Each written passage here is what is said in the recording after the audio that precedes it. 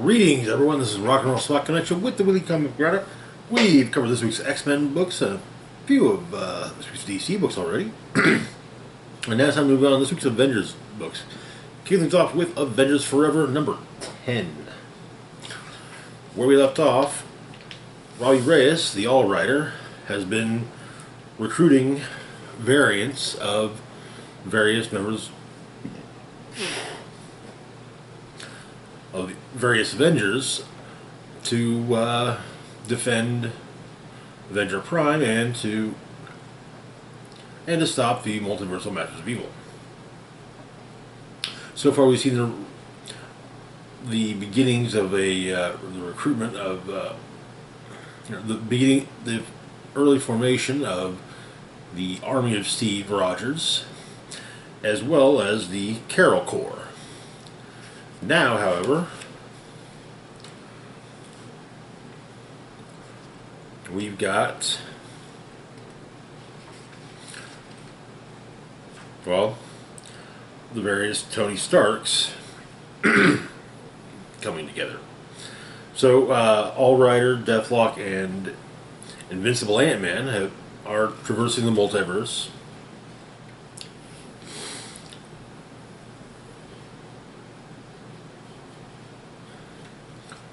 Turns out that they've also grabbed a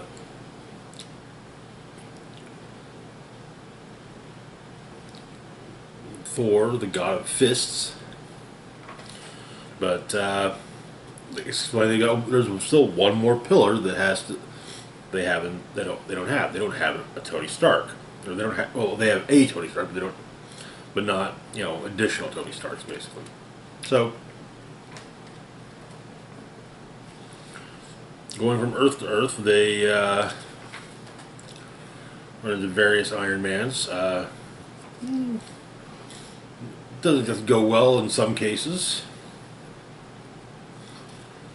And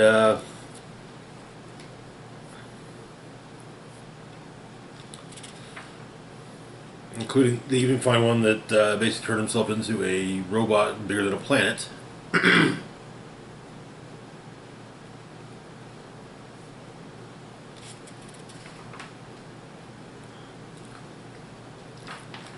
And also a retired, dying old man. The retired, dying old man, however, is able to convince Invincible Ant-Man to give up drinking.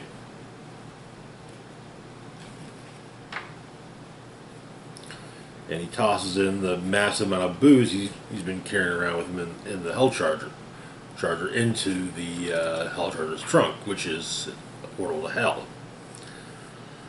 And so, we've got the army of Steve Rogers, the Carol Corps. We now have Tony Stark Anonymous.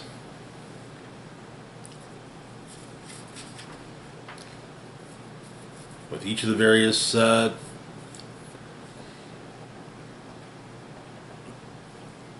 which is kind of on brand, on point, I guess, for Tony. But yeah, good issue. So it, what it's building towards currently is a crossover between Avengers Forever as well as Avengers. At least the crossover is supposed to be called Avengers Assemble, but yeah. Moving on to our next book, we've got Savage Avengers number 7. Where we left off, the Savage Avengers ended up in the year 2099. This was a year, that 2099, that had been taken over by Ultron. Yeah. So, we get just how it was that Ultron took over the world.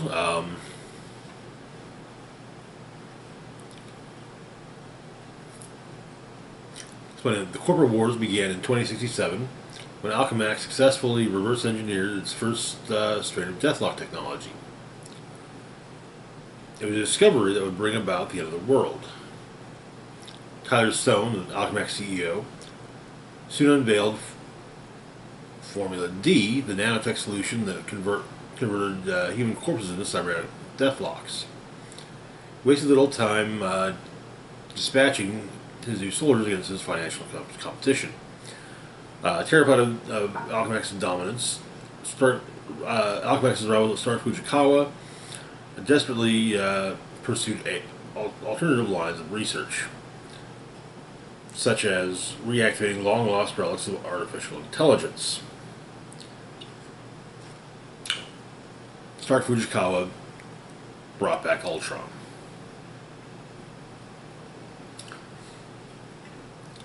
But the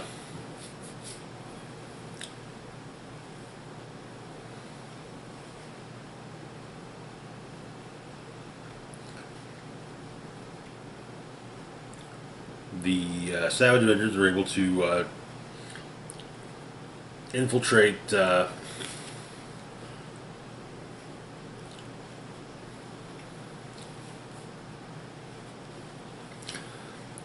Ultron Citadel gather information,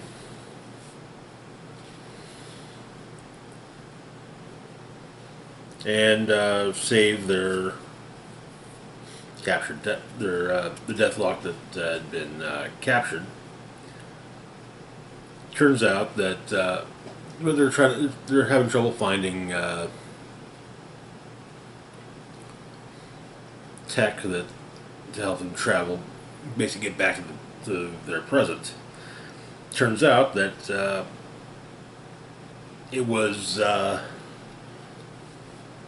Deathlock's severed arm from the first issue that granted them their initial bit of time travel tech. So, yeah, it's kind of his fault. But so they infiltrate a prison, basically putting in the necessary information to have Deathlock basically bring in the team.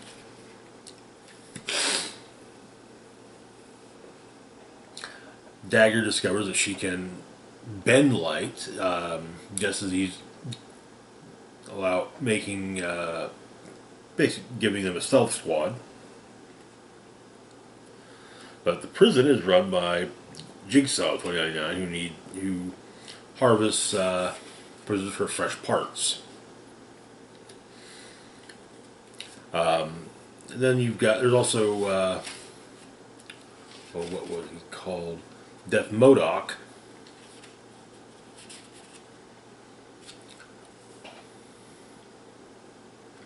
Digitally enhanced autonomous telepathic host designed only for killing.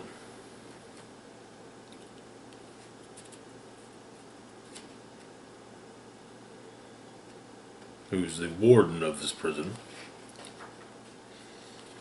Weapon H, Dagger, and Anti-Venom deal with him.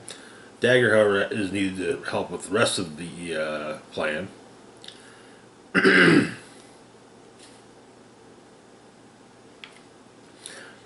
Part of the plan also included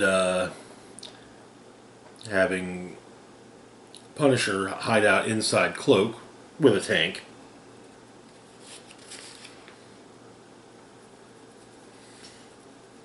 But the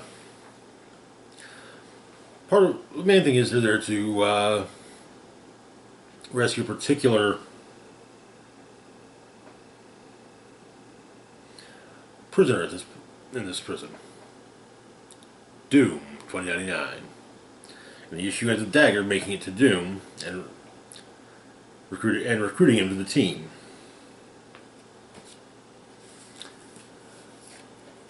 I'm pretty sure I said this, but I think that Conan being written off actually improved this run of Savage Avengers. I remember seeing someone refer to it as kind of being a replacement for Exiles, and I can see that, though. I wish we'd get a new Exiles book. Not the upcoming Sabretooth and the Exiles, but something more, well, reality hopping, reality hopping, team full of variants, so on and so forth. Moving on to our next book, we've got Black Panther number 11. Where we left off, in the fight against the colonialist, Black Panther was injured. But we start off a new storyline. All this in the world, too. So all of the three major data processing centers in the world, one in Rio Tahoe, Nevada, one in Wales, and one in Osaka, are taken over in a coordinated effort by a group of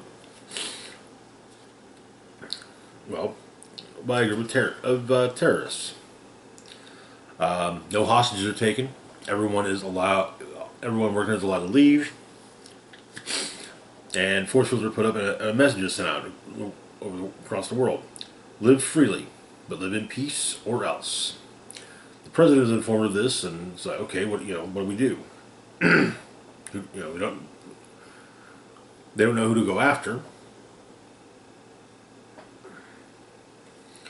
But the Avengers are first a special forces team is sent into the one in Nevada. They fail. So the Avengers are called in. Decision is made that three of them will go. Cap will go to the one in Nevada. Thor to the one in Wales, and Captain Marvel to the one Cap goes to the one in Osaka. Captain Marvel goes to the one in Nevada, and Thor goes to the one in Wales. And they're all three are repelled individually.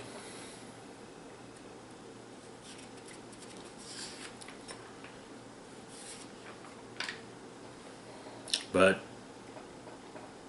T'Challa is mostly kind of saying, they want peace, so why try to stop them? But Cap does point out that they say they want peace or else. It's imposing. They're imposing their will upon the people.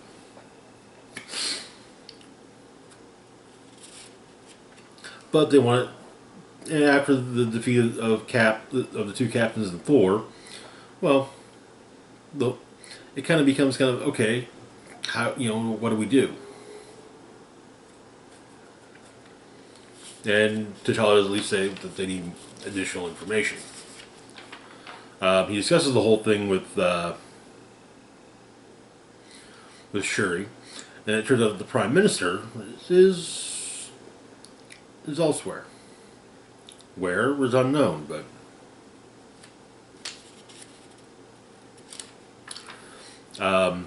Shuri takes T'Challa to Ziera, one of Wakanda's mute zones. Basically, help him get back in touch with people. But she, her monitoring devices, she's got them set up to, notify her of anything that happens to come up from any of the data processing centers, and something did.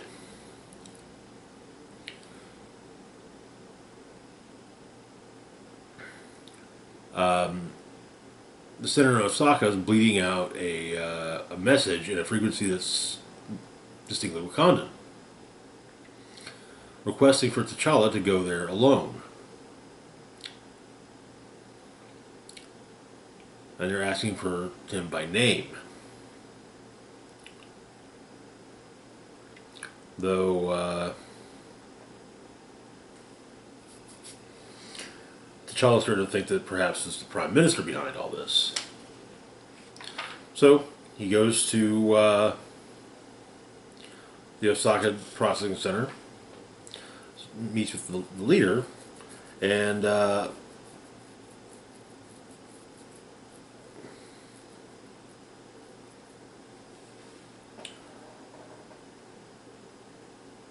apparently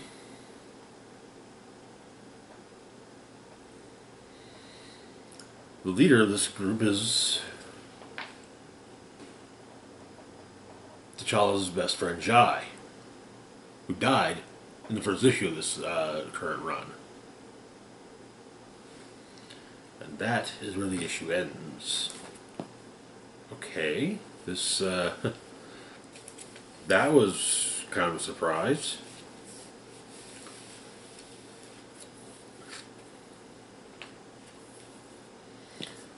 Interesting setup for the current arc. Let's see where it goes. Moving on to our next book, we've got Captain Marvel number 43. So, Captain Marvel, after a trial forced upon her in part by the Enchantress, as well as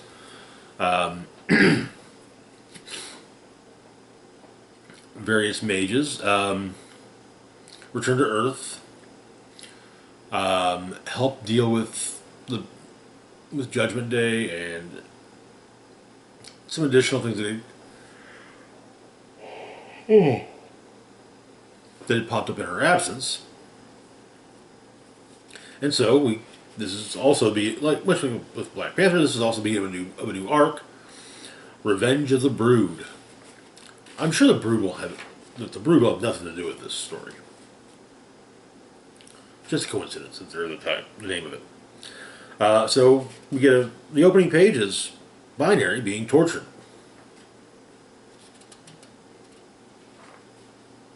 So Carol and Rhodey are on vacation, but they're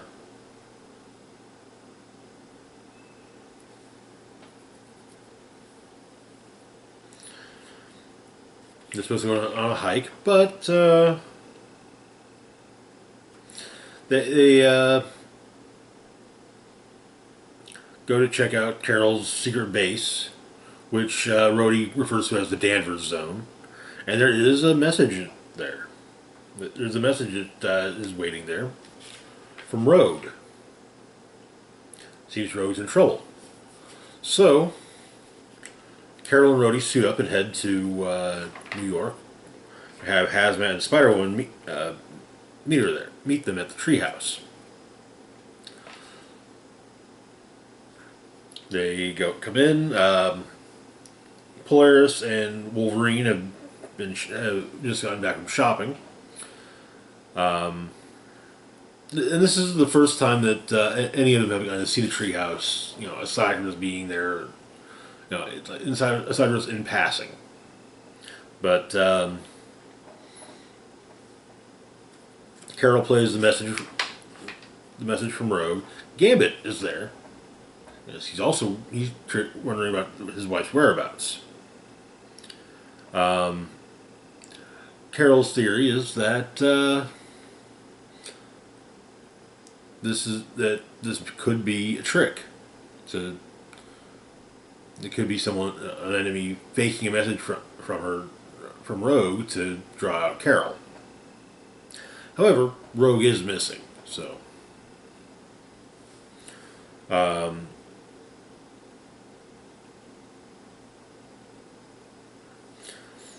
Gambit volunteers to go with Carol to find Rogue, as do Polaris and Wolverine. She gets from another device. There's a rather loud and destructive shrieking noise. Apparently, binary. But one thing is decided they need a telepath.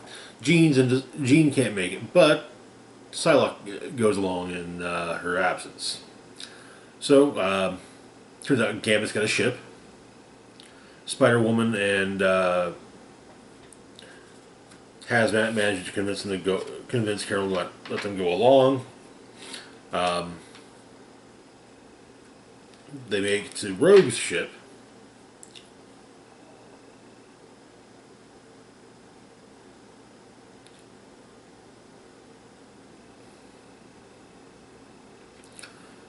And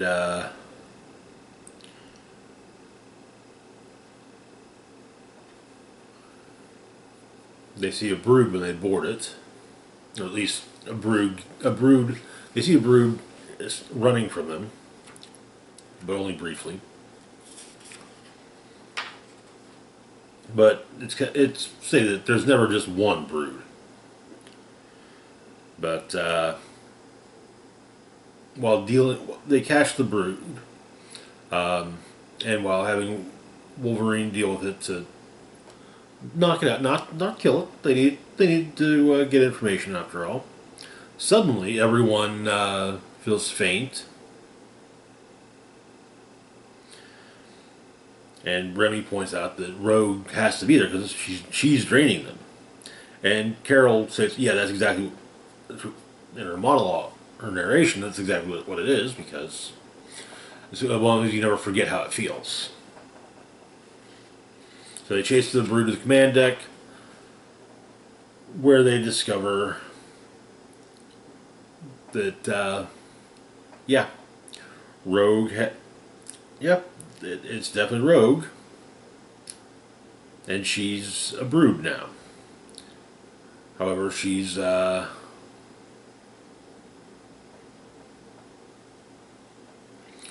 is a trap to bring in additional, at least bring in Captain Marvel for the apparent Empress. That's an interesting thing. We've had Brood Queens before, but Brood Empress, that's a new one. And that is where the issue ends. Definitely see how this turned out. Curious about this Brood Empress. This honestly felt more like an X-Men book that guest starred Captain Marvel. I mean, aside from the fact that it was clearly, the Carol was definitely the focal member. But honestly, it's nice seeing Carol working with the X-Men again. Even if it's just going to be for this story, but Carol Danvers has a long history with the X-Men. They after she came out of her coma that she was put into from her first encounter with Rogue, the X-Men helped her kind of help her get her life back together. Carol wasn't entirely happy with the X-Men taking in Rogue, but well, yeah. But in fact, the first time that Carol became binary, it was because she had been captured and experimented upon by the Brood while in space with the X-Men. Moving on, though, to our last one for the moment, we've got She-Hulk number 7. Where we left off, it seemed like things were heating up between She-Hulk and Jack of Hearts. That's kind of an understatement, as the two of them wake up in bed next to one another.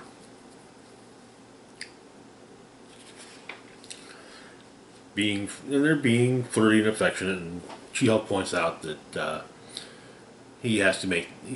Jack's got to make them coffee. But she's got a call. She's got a call. She's been asked to do a favor for Awesome Andy, so she shows up at the firm. And of course, Andy definitely drops one of the biggest red flags of being asked a favor. You trust me, right? Apparently, it's a Doombot. And Victor Mancha. But it's the Doombot from Avengers AI. Anyway, so the Doombot got pulled over at a traffic stop, and the DA has decided that she wants to try this Doombot for, well, Doctor Doom's actual crimes. Problem is, though, it seems like it would be a slam dunk to just say it's Doctor Doom. This isn't Doctor Doom. This is a Doombot, separate entity.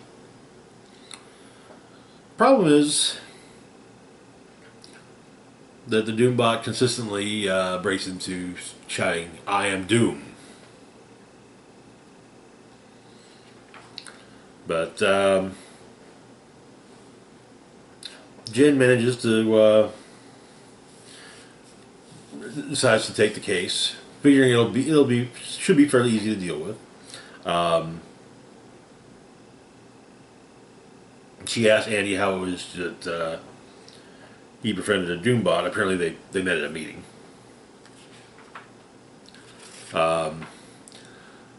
Later, in Brooklyn, Jen goes to meet with a woman named April, whom she met earlier in the series,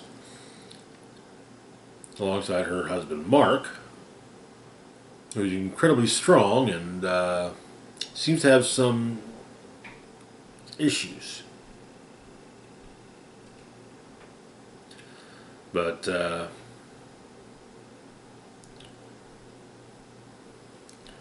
April gets Mark to attack She-Hulk